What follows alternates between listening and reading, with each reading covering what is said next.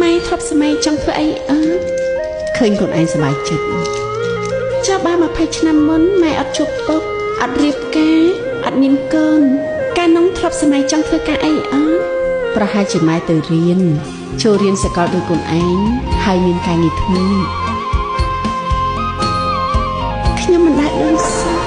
ថាតាមពិតទៅមិនមែនម៉ែអត់ក្តីសម័យទេគាត់គ្រាន់តែគ្មានឱកាសតាមរកក្តីសម័យដូចយើងប៉ុណ្ណោះគ្មានពេលវេលាគិតពីអនាគតដូចជានាងណាគ្មានខ្ញុំប្រហែលជាជីវិតម៉ែល្អជាងពេលនេះឬ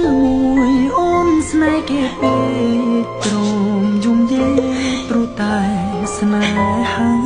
បើម៉ែបានត្រឡប់ទៅ20ឆ្នាំមុនមែនម៉ែក៏នៅតែរៀបការជាមួយពុកកូនដដែលនឹងព្រោះម៉ែអត់ក្តីសម័យបានតែអត់កូនត្រេនឯងមិនបានទេ